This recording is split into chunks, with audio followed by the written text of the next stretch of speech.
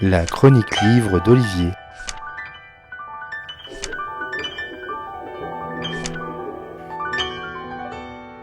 La frontière, cet endroit qui marque la fin d'un territoire et le début d'un autre. C'est un espace romanesque aussi.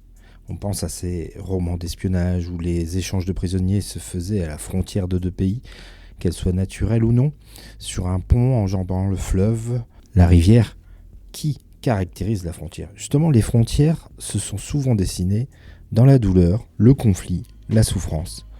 Elles ont pu aussi voir le jour d'un coup de plume, d'un coup de règle, sans tenir compte des particularismes locaux, ethniques, et qui donc ensuite se trouve un terrain propice au conflit guerrier.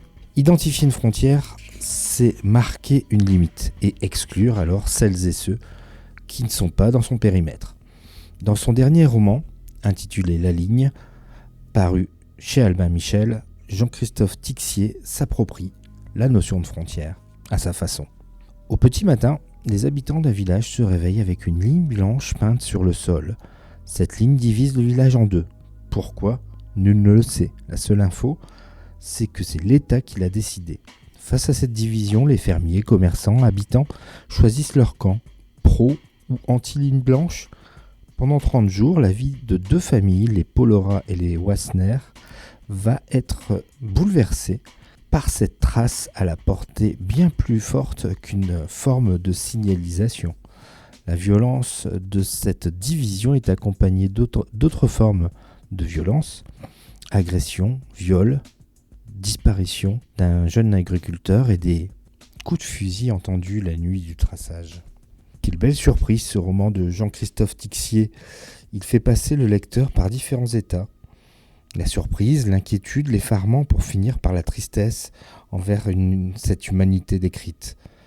À travers le simple traçage d'une ligne blanche au milieu du village, l'auteur montre un certain nombre de travers de l'âme humaine. La propriété, voire l'exclusivité, la cupidité, le manque de respect des trajectoires de chacun, les rancœurs qui subsistent et se transmettent de génération en génération. Le roman montre aussi la force que peut avoir une décision étatique unilatérale dénuée de sens, d'explication, de dialogue.